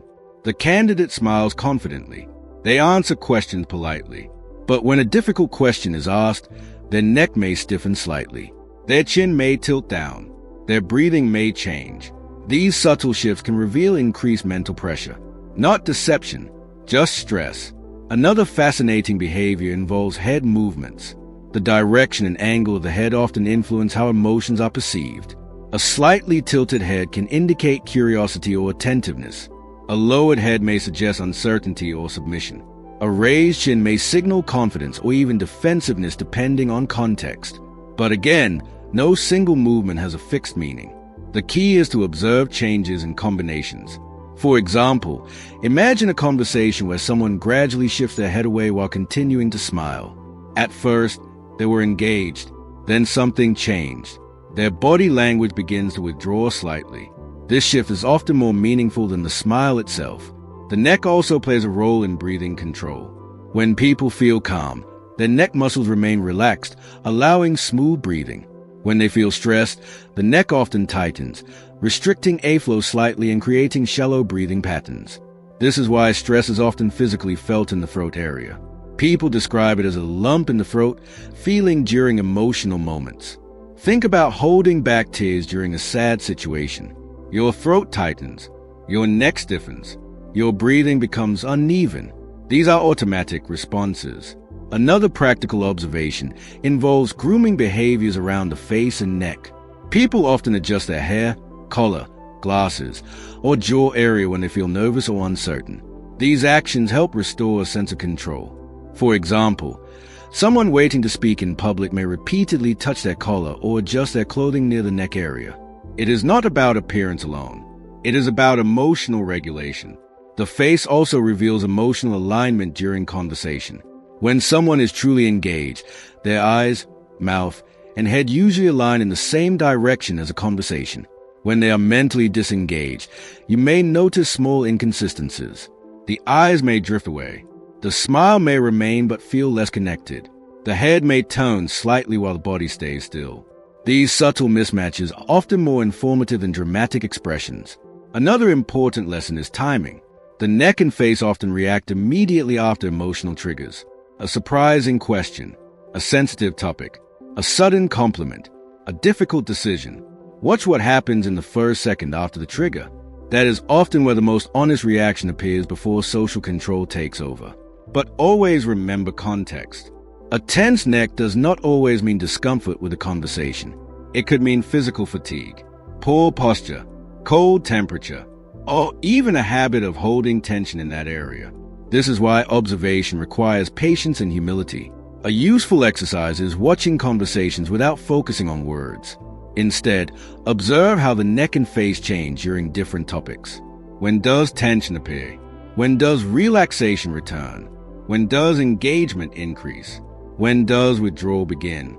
Over time, patterns become clearer. Another exercise is self-awareness. Pay attention to your own neck and face during emotional situations. Do you tighten your neck when stressed? Do you touch your face when thinking? Do you unconsciously tilt your head when confused? Do your expressions match your internal feelings? Understanding your own patterns helps you understand others more accurately. Perhaps the most important lesson in this chapter is balance. The face shows social communication. The neck often reveals emotional truth. Together, they create a more complete picture of what a person may be experiencing. But neither should ever be interpreted alone.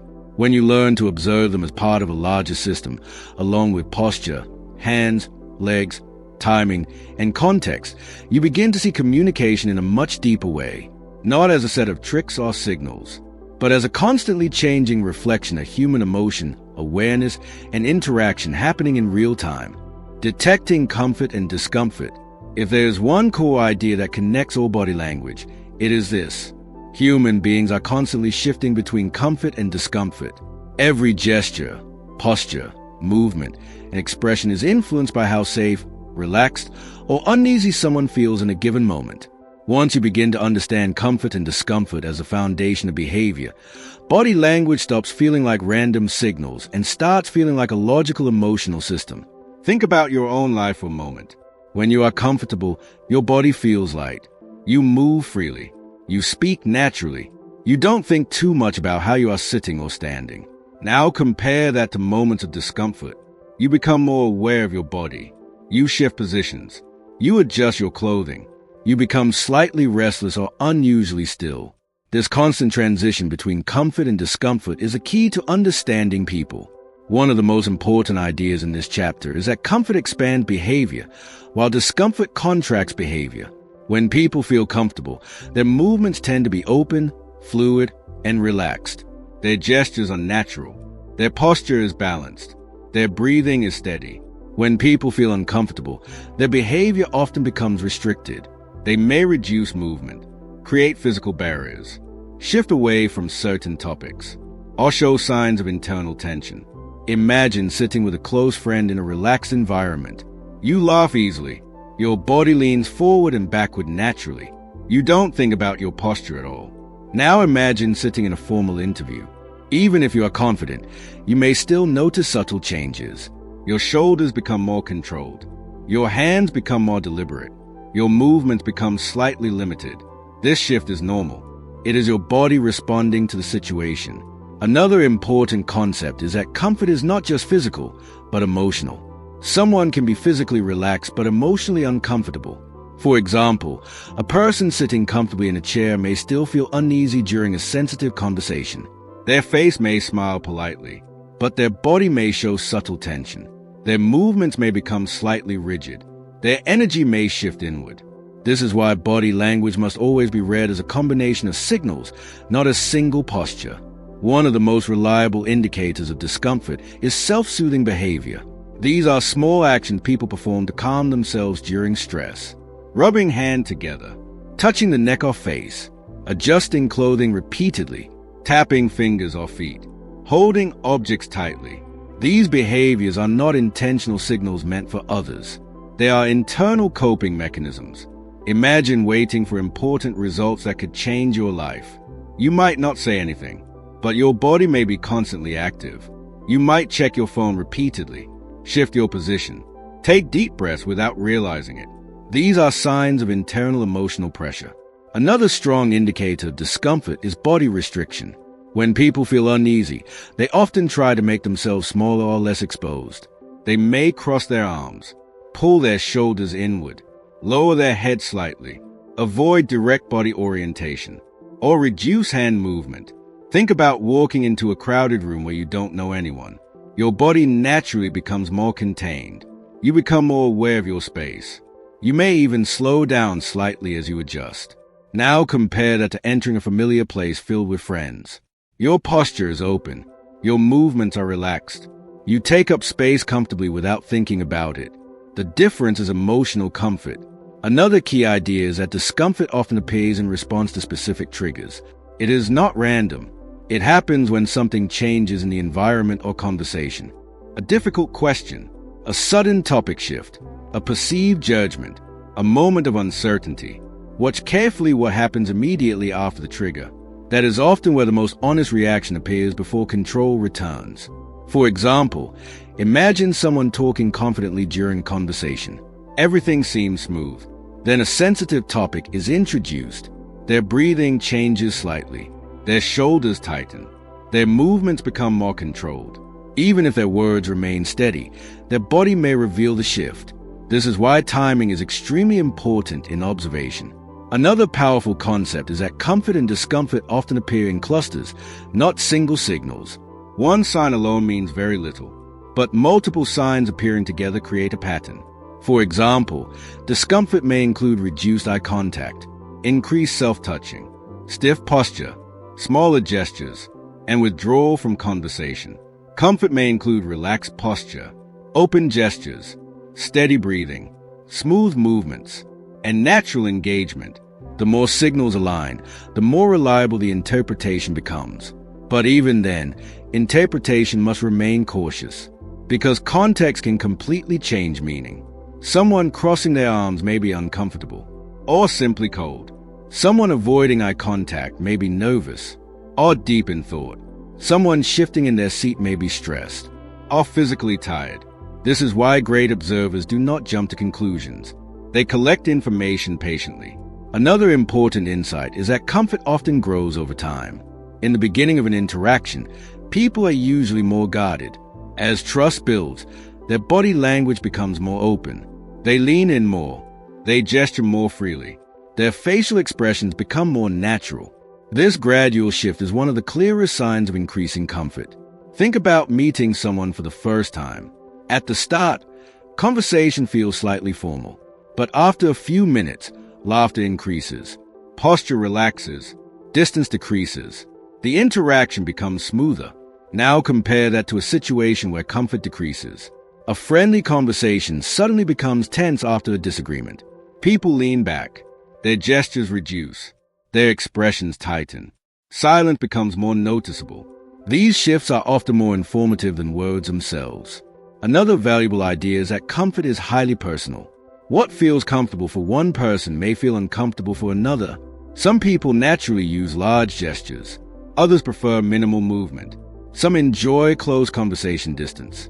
Others prefer more space. Without understanding a person's baseline behavior, it becomes easy to misinterpret their signals. This is why observing individuals over time is more important than making quick judgments.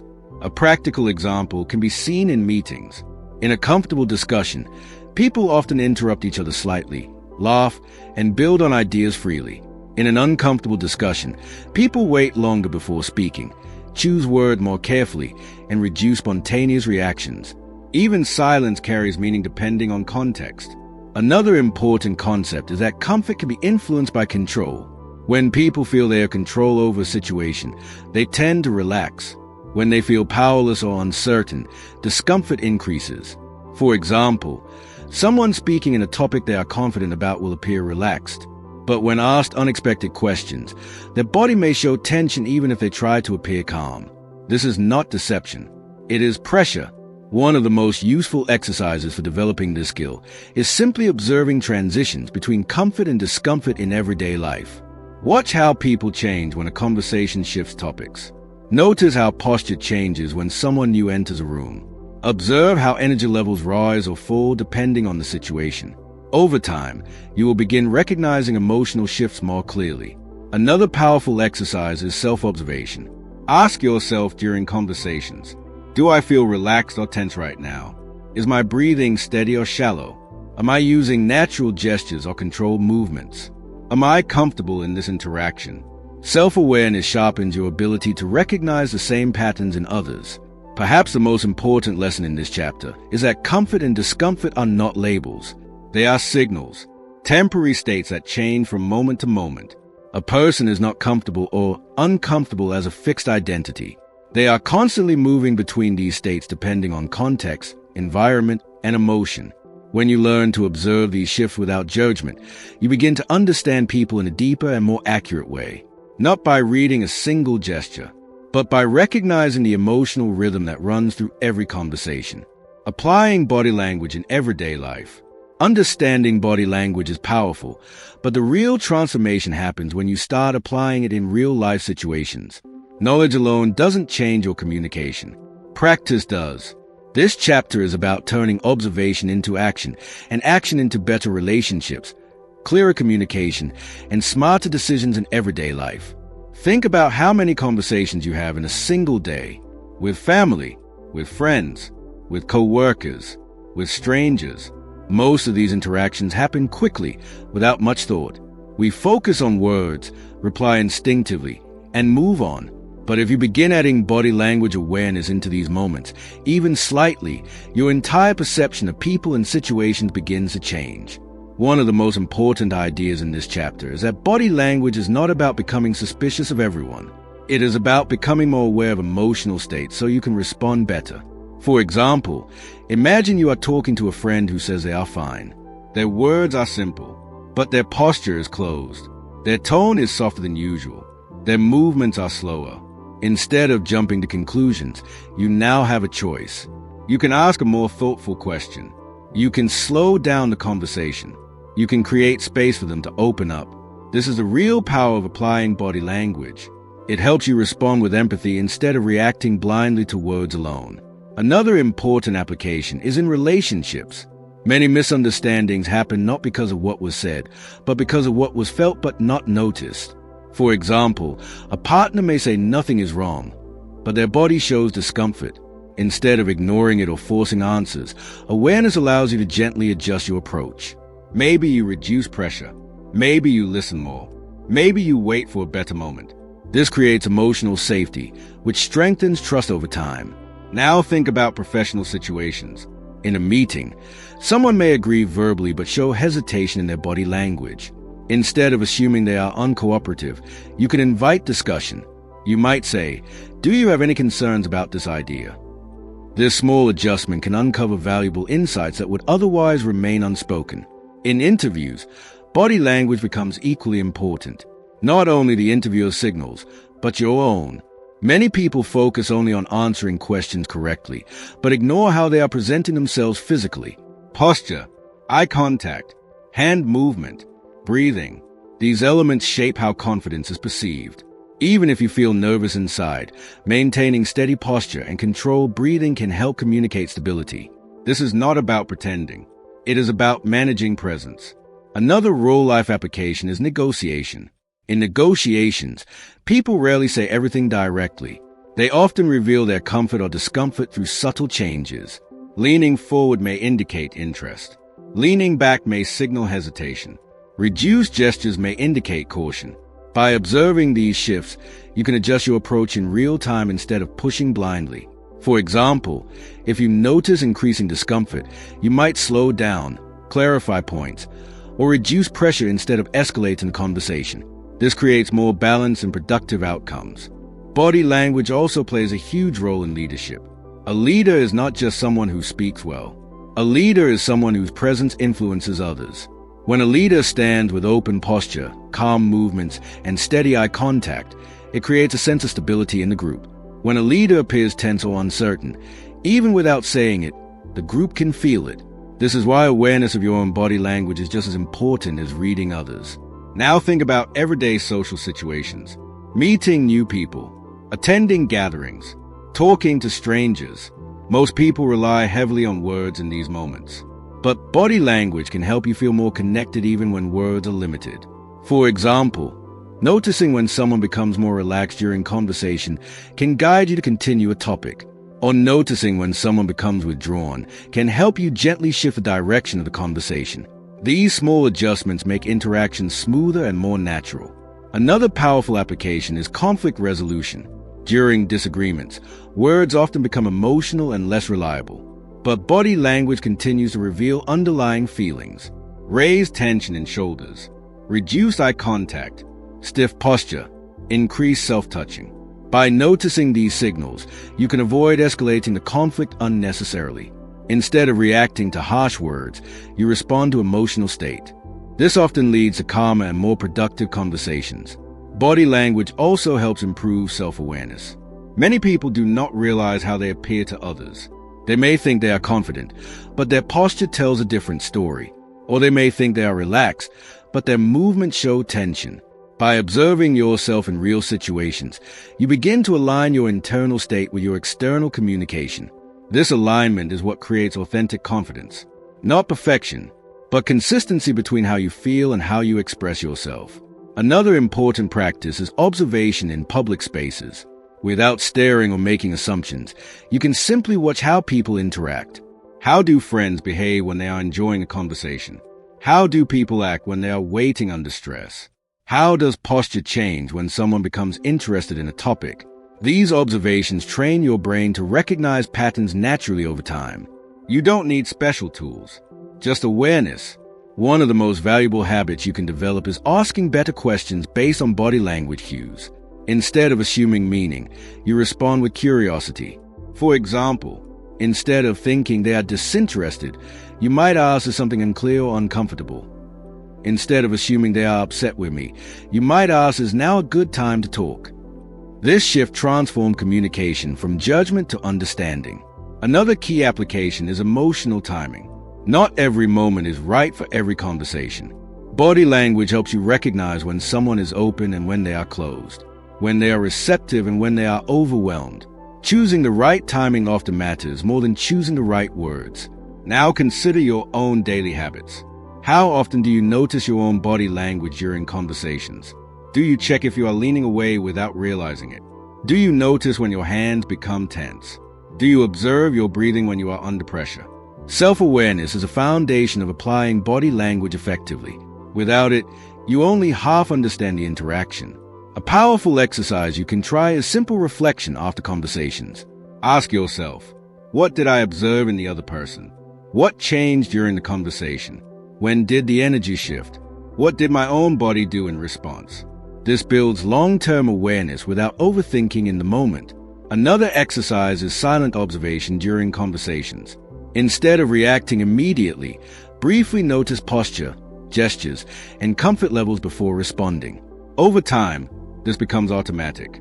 The most important lesson in this chapter is that body language is not a trick or a strategy. It is a layer of awareness that enhances communication. It helps you slow down judgment. It improves empathy. It strengthens relationships. And it makes conversations more meaningful, but only when used responsibly. Not to manipulate, not to control, but to understand. At its core, applying body language in everyday life is about becoming more present in your interactions, noticing what words cannot fully express, responding to emotions instead of just sentences, and building a deeper connection with people by seeing them more completely. When you reach this level of awareness, communication stops being just about speaking and listening.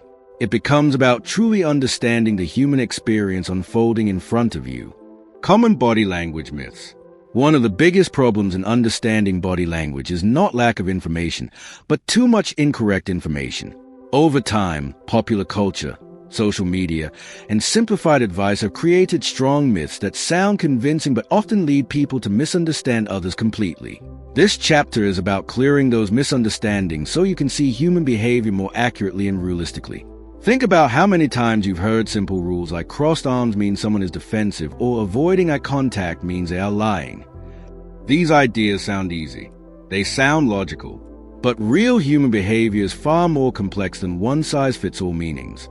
One of the most important truths in this chapter is that there is no single gesture that always means the same thing in every situation. Human behavior is not a dictionary. It is a living, changing system influenced by emotion, personality, environment, culture, and context. Let's start with one of the most common myths. The myth that crossed arms always mean resistance or disagreement. In reality, crossed arm can mean many different things. Comfort, cold temperature, relaxation, deep thinking, or simply a natural resting position. Imagine sitting in an air-conditioned room. You might cross your arms because you feel slightly cold. Now imagine sitting in a stressful meeting. You might cross your arms because you feel emotionally guarded. Same gesture, different reasons. This is why interpreting a single movement without context often leads to wrong conclusions. Another popular myth is that avoiding eye contact always means someone is lying or hiding something. This is one of the most misleading beliefs. In reality, eye contact varies widely between cultures, personalities, and emotional states. Some people avoid eye contact when they are thinking deeply, some when they are shy, some when they are overwhelmed, some when they are simply processing information. Imagine a student trying to solve a difficult math problem. They may look away from you while thinking, not because they are dishonest, but because focusing inward requires less visual distraction. Now think about someone who is nervous in a social situation. They may avoid eye contact because of anxiety, not deception. The key point is that eye contact is influenced by many factors, not just honesty. Another myth is that fidgeting always means nervousness or lying. This is also not true. People fidget for many reasons: energy levels, habit, boredom, excitement, or even comfort. Think about a child who is excited about going to an amusement park. They may bounce, move their hands, and shift constantly. This is not nervousness. It is excitement. Similarly, someone sitting in a long meeting may fidget simply because they are restless, not because they are hiding something. Another widespread myth is that liars always show obvious signs. In reality, deception is not that simple. Many people can lie without showing noticeable body language changes. Others may appear nervous even when telling the truth, because nervousness is often caused by pressure, not guilt. Imagine a student who knows the answer but feels anxious during an oral exam. Their voice may shake. Their hands may tremble. But they are completely honest. This shows why behavior alone cannot prove truth or lies. Another common misunderstanding is that big gestures mean confidence and small gestures mean insecurity. While there is some truth that confident people may move comfortably, gesture size is also influenced by personality and culture. Some people are naturally expressive. Others are naturally reserved. Neither is better or worse. A quiet speaker can be just as confident as a highly expressive one.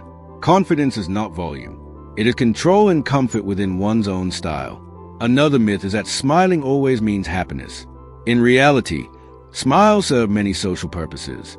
Politeness, agreement, comfort, nervousness, even masking discomfort.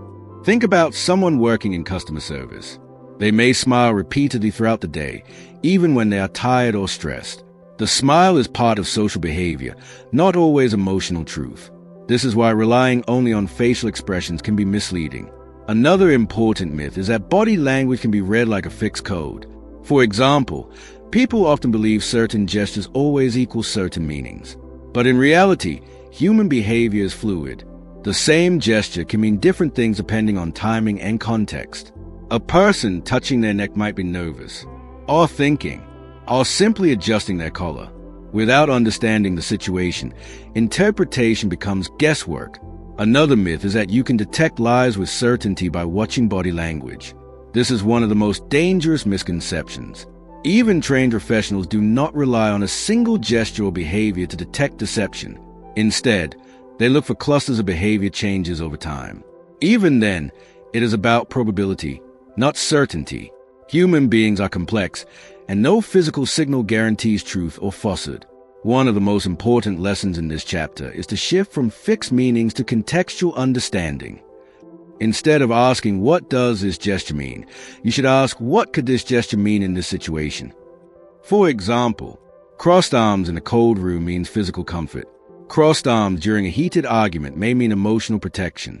Crossed arms while listening carefully may simply be a relaxed posture. The gesture is the same. The meaning changes with context. Another key idea is to avoid focusing on single signals. Many myths arise because people isolate one behavior and assign meaning to it. In reality, behavior must be read in combinations. Posture, voice, facial expression, timing, environment, changes over time. Only when multiple signals align can you begin forming a more reliable interpretation. Let's take a real-life example. Imagine someone sitting in a meeting with crossed arms, minimal eye contact, and a quiet voice. One person might think they are disagreeing.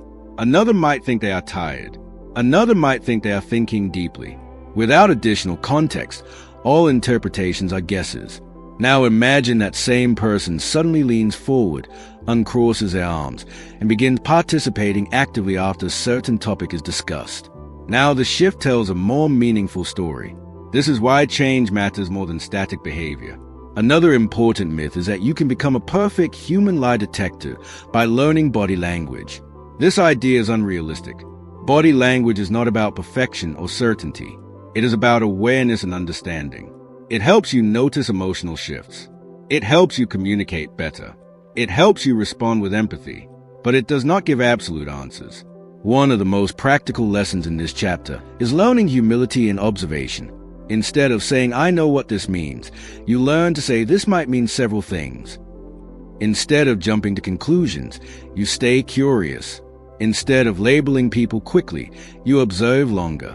This mindset prevents misunderstandings and improves communication significantly. A useful exercise is to challenge your own assumptions. The next time you think you understand someone's body language, pause and ask yourself, what else could explain this behavior? What context might I be missing? Have I seen enough evidence or only one signal? This simple habit reduces misinterpretation dramatically. Another exercise is observing multiple interpretations. Watch a conversation and try to think of at least 3 different explanations for the same behavior. This trains your mind to avoid rigid thinking. Perhaps the most important lesson in this chapter is that myths exist because people want simple answers to complex behavior. But human communication is not simple. It is layered, dynamic, and deeply contextual. When you let go of rigid rules and instead focus on patterns, changes, and context, your understanding becomes far more accurate and realistic. Body language is not a shortcut to reading minds. It is a tool for better awareness. And once you stop believing in myths, you start seeing people as they truly are, not as fixed signals, but as constantly changing emotional beings responding to their environment, their thoughts, and their experiences in real time. Final takeaways. As we reach the end of this journey into body language, it becomes clear that the goal was never just to learn gestures, signs, or hidden meanings. The real purpose has always been to develop awareness. Awareness of others, awareness of situations, and most importantly, awareness of ourselves. Body language is not a set of tricks to decode people. It is a way to understand human behavior with more patience, accuracy, and empathy. If you look back at everything we've explored, one theme appears again and again. Nothing in human behavior exists in isolation. Every gesture, every posture, every movement only makes sense when seen as part of a larger picture. A smile alone is not enough. Crossed arms alone are not enough. Eye contact alone is not enough. Even a single cluster of behaviors is not enough without context, timing, and understanding of the person's normal behavior. This is one of the most important final lessons. Always observe the whole story, not a single frame. Think about how differently we interpret people when we slow down our judgment. A person who avoids eye contact may not be dishonest. They may simply be thinking, feeling shy, or processing emotions. A person who seems restless may not be hiding anything. They may be anxious, excited, or physically uncomfortable. A person who appears calm may not be emotionless. They may just be highly controlled or experienced at managing stress. The deeper you go into body language, the more you realize how dangerous quick assumptions can be. One of the strongest takeaways is the importance of patterns over moments. A single behavior is like a single word in a conversation. It carries limited meaning on its own. But when you observe behavior over time, across different situations, patterns begin to emerge. Does someone consistently lean away when certain topics are discussed? Does their energy change when specific people enter the room? Do they become more expressive in some environments and more reserved in others? Patterns reveal more than isolated gestures ever can. Another key insight is the importance of change. Human beings are constantly shifting emotionally. Comfort to discomfort, confidence to hesitation, engagement to distraction, relaxation to stress. The most meaningful signals often appear not in static positions, but in transitions. When someone suddenly becomes quiet, when their posture changes after a question, when their gestures shift during a conversation. These moments of change often reveal emotional impact more clearly than any fixed behavior. But even then, interpretation must remain careful, because change does not equal certainty. It simply signals something worth noticing. Another powerful takeaway is that body language is not about judging people. It is about understanding them. This shift in mindset is extremely important. When you approach body language with judgment, you start labeling people quickly. They are nervous. They are lying. They are uninterested. They are confident. But when you approach it with curiosity, your thinking changes completely. What might they be feeling right now? What could be influencing their behavior? What context am I missing? This mindset creates better communication and stronger relationships because people feel understood rather than analyzed. One of the most practical lessons is that self-awareness is just as important as observing others. You are always sending signals, even when you are not speaking. Your posture, your breathing, your gestures, your energy, all of these communicate something about your internal state.